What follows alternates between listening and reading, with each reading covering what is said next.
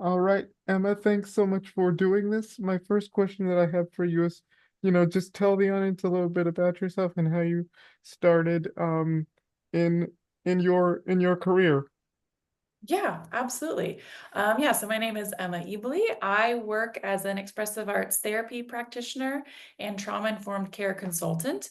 It's been sort of a winding road for me in terms of my own business and career. I actually started out as a Pilates instructor and have been working with my career really centers around trauma and crisis and sort of working on the edges of that. So I was doing that sort of first through the lens of the body and then learned about expressive arts therapy and a program. So I did my master's abroad, actually, in Switzerland.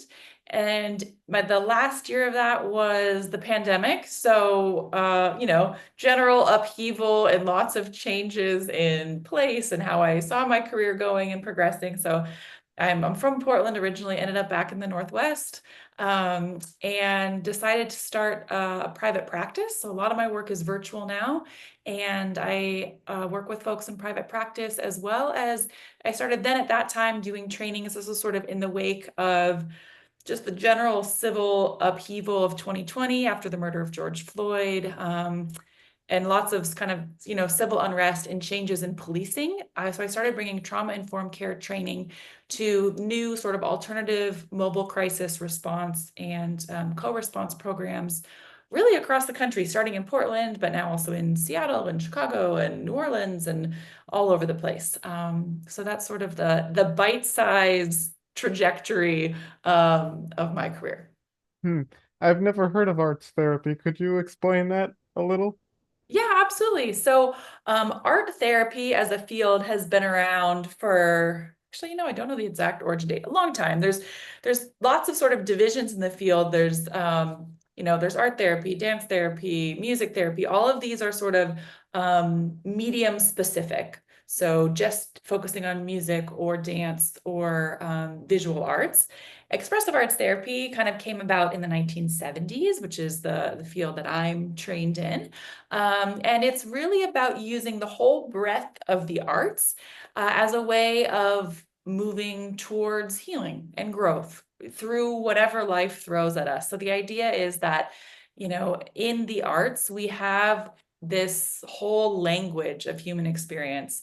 We can use visual arts, we can use movement, we can use writing, we could use sculpture and story and all of these things that humans have been doing since the beginning of time, to kind of bring pieces back together to reimagine the future different than it is right now in this current moment, to kind of get us out of some of those dead end corners that life brings us to.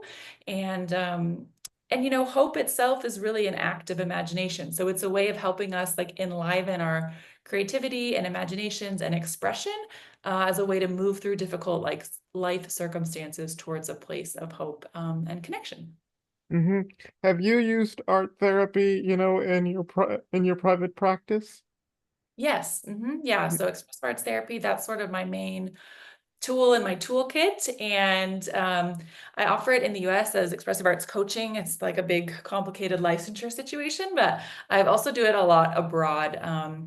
Been working, in Ukraine since the beginning of the war and kind of in other crisis spaces, really using the arts as tools to help stabilize us, like regulate the nervous system and create stability in crisis or like very tumultuous times. And then also using the arts as a way to help heal through trauma and kind of come out the other side. Hmm. So what do sort of the sessions look like when you apply art therapy? So like the client comes in with whatever issues they have, how does it usually start or how does it usually manifest itself? Yeah, great question. So we talk about like the architecture of a session as also creative way of looking at it. So there's sort of like three main parts to the flow of the session. The beginning is exactly what you described, right? A client comes in and it's sort of this time of check-in or filling in, like what's going on, what's the challenge that you're facing. We talk about it a little bit, get some information. I might ask a few questions, just to make sure I kind of understand what they're coming in with, what's sort of the most at the surface. And then we say, okay, we're gonna set that down here, and I will then kind of facilitate an arts experience. So sometimes that might really directly have to do with the challenge that they brought in. Sometimes it might not seem super connected initially, but we're kind of trusting the process of the art. So they come in with a challenge. I then like facilitate an art experience, and maybe that is drawing, maybe it's painting, maybe it is writing, maybe we're doing some body movement stuff, and a combination of all of those things. We often move between different art mediums and modalities in expressive arts therapy. And that's the bulk of the session, is that middle chunk. And then we come back. The last part of the session is what we call harvesting. So we have this whole experience that we've just had in the arts and whatever we created. And that's where we circle back to where we started and say, okay, here's the experience we just had. Here's the challenge that you were coming in with. What do these things have to say to each other? Like, what did you gain from this experience in terms of insight or meeting? Like, making art can be challenging, especially when we're not used to it. A lot of us haven't made art since we were in elementary school. So we sort of take the experience of what we learned in the art making process against the challenges and see what we learn from that. What can we apply from our experience in the arts to help us face the challenge, maybe in a new way with some fresh insight, and maybe some changes that we want to make. And Mm-hmm. then that just repeats as many times as we work together. Mm-hmm. So so what sort of like modalities or like strategies do you use to sort of help clients, deal with whatever struggles they have? Because you said at the beginning that that your career mostly centered around people with trauma and crises. So I'm wondering, what modalities you use in the arts therapy realm. Yeah, a great question. And there's lots of them, I would say. I think that's one of my favorite things about doing expressive arts therapy is we have a lot of tools kind of in our tool belt. I would say, like, if it's a crisis situation, maybe for example, when I was working in Ukraine, 2023, so kind of around the year anniversary of the war, I was working there, and when there's that much sort of uncertainty and challenge, the biggest thing that you can offer someone is kind of to help restore a sense of safety and stability. So in terms of the how of doing that, we do a lot of body-based work. So sometimes that might be like kind of guided imagery, or even just helping people feel their own bodies. One of the big challenges of trauma is it sort of separates us. Like we're having one experience with our mind, we're having another experience in our bodies, and we get kind of disconnected. So the arts are a great way to kind of reconnect. And sometimes we also get stuck in our thinking, right? Like we get stuck in these loops of thinking of worry or planning or catastrophizing. And so coming back to the body can be a way of slowing down the mind. So whether that might just look like breathing, right? That might look like getting up, walking, stretching, like doing some kind of physical grounding in the body. Another favorite exercise in terms of just bringing stabilization to the body is to do some drawing. So, there's lots of research around bilateral activities for the brain and how those kind of help settle the nervous system.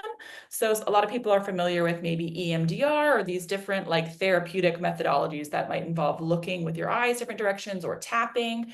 You can also do it with drawing. So you can do like, if you're going to draw a figure eight on its side this way, we do sometimes like huge drawings. It could be tiny, like on, just whatever little piece of paper you have.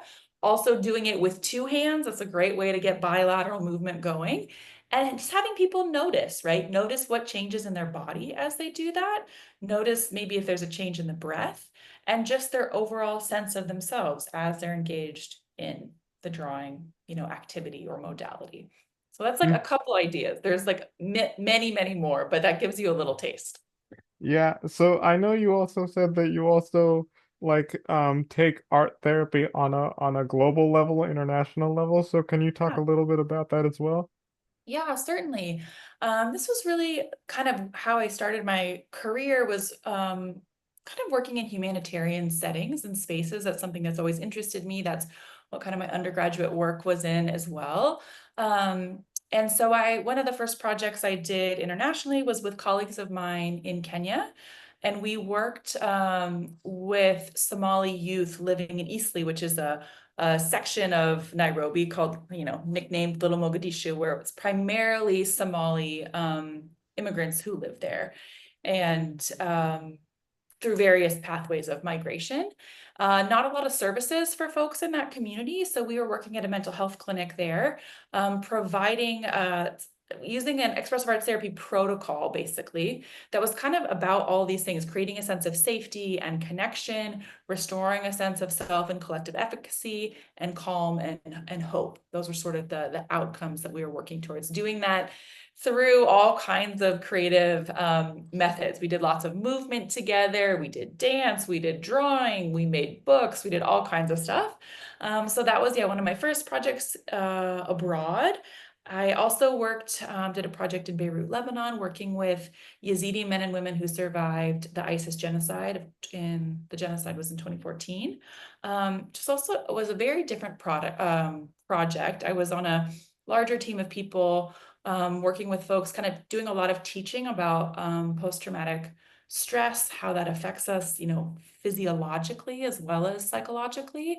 And I was sort of in charge of helping support the regulation of the group. So again, did lots of body-based work, also lots of art-based work with a group of women who had escaped ISIS captivity. This was really early on in my career, and if I had the opportunity to do it now, there's many things I would do differently. But that sort of is what tipped me into realizing I had a lot to learn about trauma.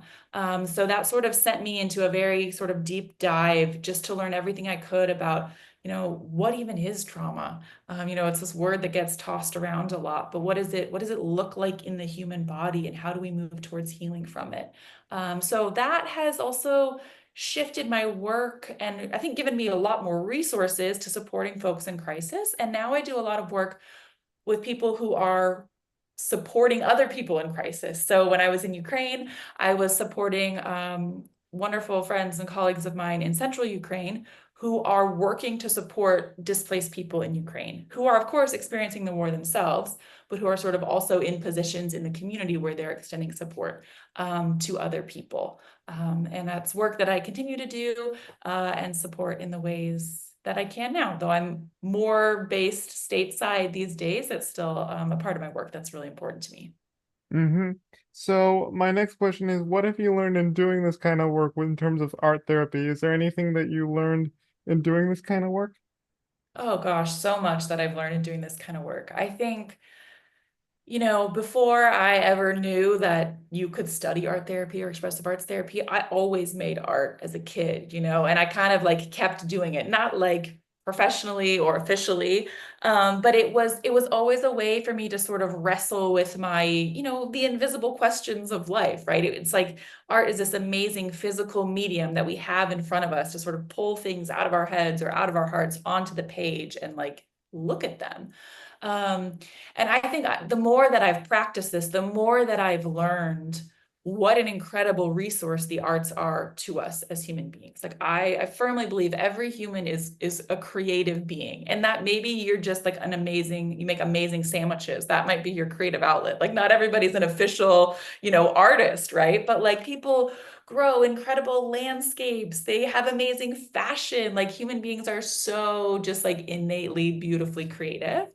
And that's an incredible gift for us. So I think I've learned a lot from my own well-being that the arts continue to be an important part of it for me. And the experience I mentioned working with the Yazidi community after the genocide was profoundly like difficult for me emotionally. I felt very like professionally, I was probably not quite prepared for that, but sometimes that's how life goes. We have these opportunities that maybe we're not entirely ready to step into, but we do it because maybe have a sense of calling or believe in the work or whatever it is. But I had a really hard time when I came back from that trip. I was just struggling emotionally with the weight, I think, of the stories and like how do I reconcile this kind of human suffering, especially with like the privilege that I experience in my own life. And I eventually kind of turned back to art, and I poured a lot of that into making visual art, and it's sort of become this container for me of being able to hold I don't know, hold the beauty and the sorrow of people's stories, especially stories I don't really mind to tell, but as a way of kind of witnessing the folks that I get to work with and work alongside with and processing my own experience. And I think that's available to everyone, whether you're making a painting or a cake, but I think creating those spaces for creativity in our lives that are so dominated by productivity and what you do and being, and digital creativity counts too, but I think we often lose the goodness of doing things, physically with our hands or with our bodies in the ways that we can. Yeah. Um, and my next question is what's on your bucket list in terms of learning something new in arts therapy? Is there anything that you're curious about or that you're like, oh, I want to explore this a little further? Yeah. Oh, yeah, that's a really good question. I would love to explore, there's people who do amazing stuff with voice in expressive arts therapy, as well as like drama and like playwriting and acting. And those two things terrify me. Like I'm not a very good singer um, or a very talented musician, but I have had really powerful experiences on the receiving end of that. So that's sort of like a very vulnerable growth edge for me. I would love to learn more about how to facilitate that as an expressive arts therapist. And same with, I've had really powerful experiences throughout sort of my education in this field, through kind of like exploring theater and drama as a tool in expressive arts therapy, which again is so outside of my comfort zone. But it's a place that I really want to learn more about and grow in as well. Yeah, because that the arts and theater is something that I enjoy, and I remember taking a drama theater class at UW, and it was an eye-opening experience. I really loved it. Yeah, it is. And I think there's such incredible, I find those people who do theater, right, so brave, like that something about the performance aspect has always kind of like terrified me and fascinated me. I don't really want to become a performer, but there's something so incredible that happens, in performance. So I'd love to learn more about that and get a little braver. Hmm. My last question is, what can people take away from this? Like how can sort of arts therapy, be sort of a part of the mental health sort of psychology family? Yeah. It's a good question because it does sometimes it can be an outlier. I think people can be a little skeptical of art therapy, but I would say like there are learnings that you can take from the practice and research there because there is a lot of robust research on art therapy out there. People think sometimes it's just like, I don't know, a woo-woo thing, but it is really grounded in science.